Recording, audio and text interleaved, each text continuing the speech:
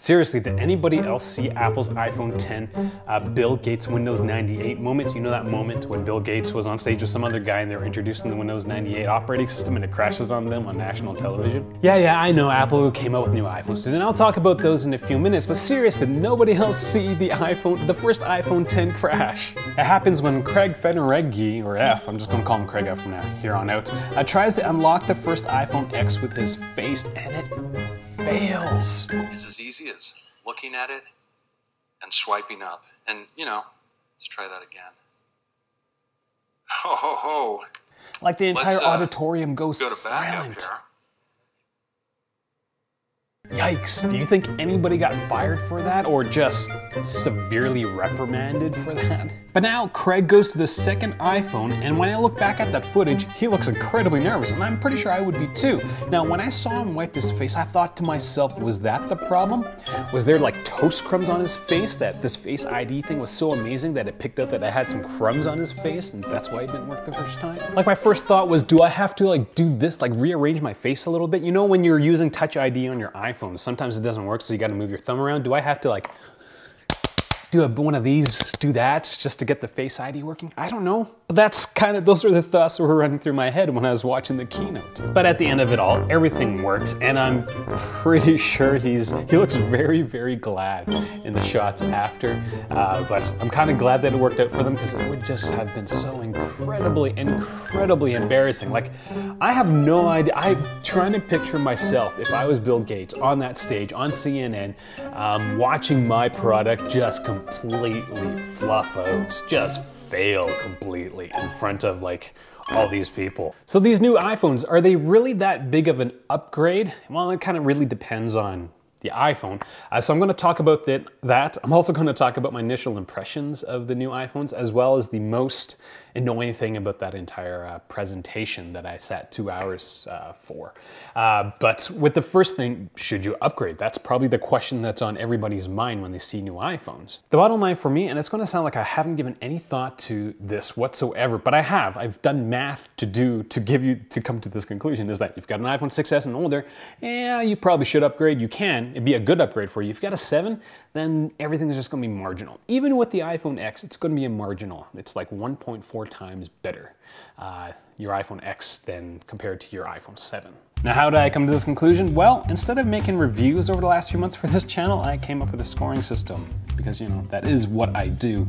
And I scored every iPhone since the iPhone 6 in the same way. Seriously, I went and did that. Now, in this graph, you'll notice that there's a huge uptake in this red and orange line, which currently deals with just the camera. So these new iPhones have some incredible new video and photography features. So if you have an iPhone 6S, the iPhone 8 is going to be 1.5 times better, the iPhone 8 Plus 1.6 times better, and the iPhone X is going to be 1.8 times better. If you're brave, like my parents are, and still have an iPhone 5S or an iPhone 6, the iPhone 8 is going to be 2.3 times better, 2.6 times better, and the iPhone X is going to be 3 times better in terms of just pure hardware features. But if you have an iPhone 7, as I said earlier, everything's going to be kind of a marginal upgrade. The differences are quite small, with the iPhone 8 being 1.2 times better than the iPhone 7. The 8 Plus is going to be 1.3 times better, and the iPhone X is only going to be 1.4 times.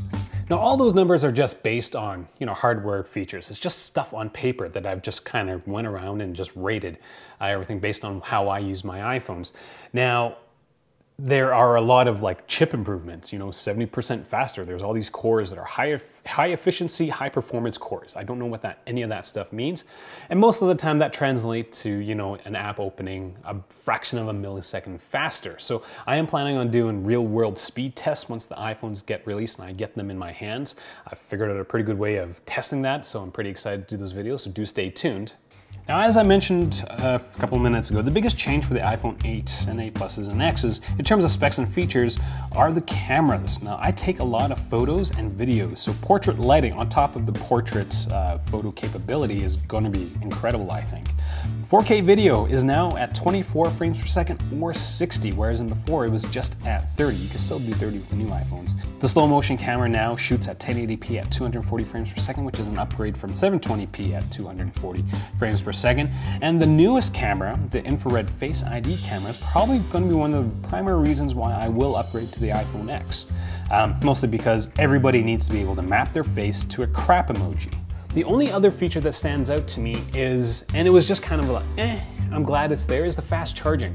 So now you can charge 50% of your iPhone's battery in 30 minutes, which is handy since everybody thinks that iPhone's battery life is terrible. It's not, but now you can get a lot of power in a very short amount of time. But again, it's not like, whoa. Now I know there's the new screen, the 5.8-inch LED. Looks pretty nice, but yeah, I kind of equate the tiny little black bar at the top to looking at a painting and staring at it, trying to get a sense of what the artist was trying to do with a finger in front of my eyeball. Like that's what I'm going to be staring at all the time, and I'm sure I'm going to get used to that thing being there.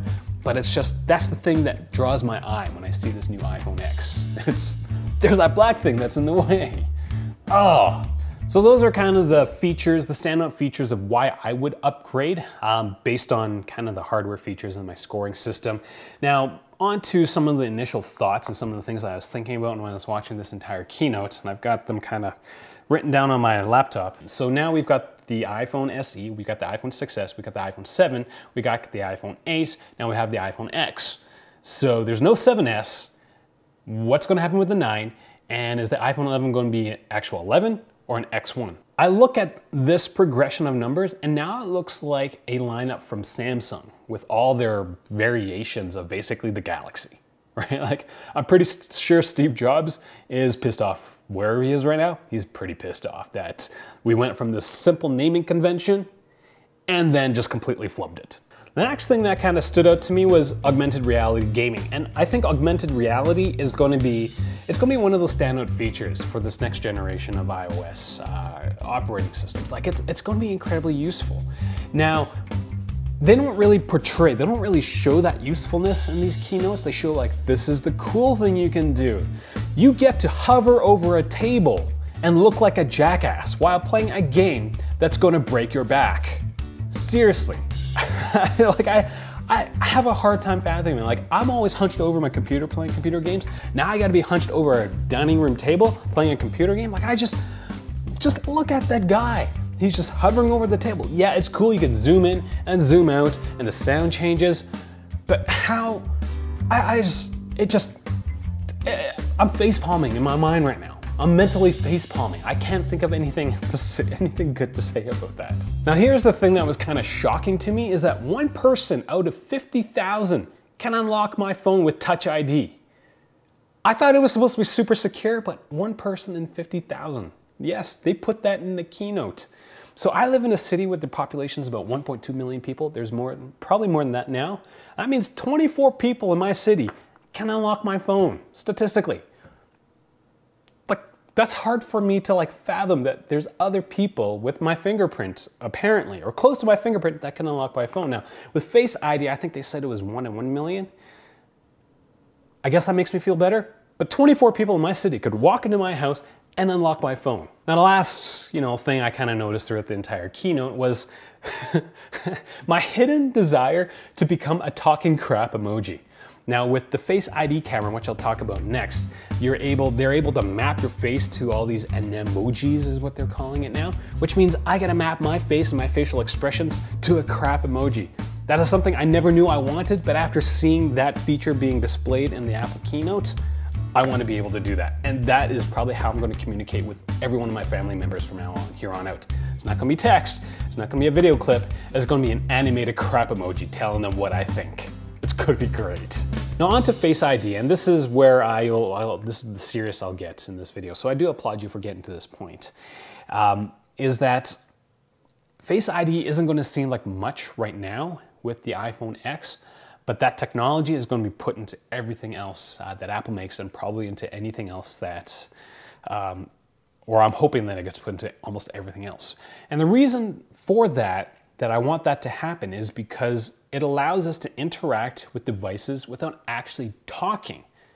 right? The Face ID, if you watch the videos, it unlocks based on your attention. And that is crazy. That is awesome. That's so cool. And for me, how that would work out on, let's say, my laptop is that I've got all these status widgets in my toolbar. And every single time, and I surprisingly check them a lot. And every single time I have to check them, I have to go move my mouse, and I have to go click it and wait for the thing to come down. Now, if I was to able to just look and have that thing open up the window with all the extra information, that would save me a couple clicks, half a second here and there, and might add up to a minute every 6 months. But still, it simplifies the process of using the computer. And Apple's very good at stuff like this. Several years ago, they released Siri, and everyone's still ragging on Siri, but it was a way for us to interact with our devices without actually having to touch any buttons, right? With the Face ID, with the device, with that sensor being able to detect attention, that's gonna be incredible. Creepy, but incredible. So yeah, Face ID is gonna be pretty cool. I can't wait to try to test that out. I'm not quite sure how, but I'm going to. All right, that's all I got. So no, the channel hasn't died yet. I've got a bunch of stuff planned. I've got a bunch of iPhone 8 and X cases coming. Just as a side note, the iPhone 8 is basically the same size as the iPhone 7, which is the same size as the 6S, which is the same size as the 6, which means that I get to repeat myself for the fourth time about the cases now. I can't wait to do the OtterBox Signature review for the fourth time.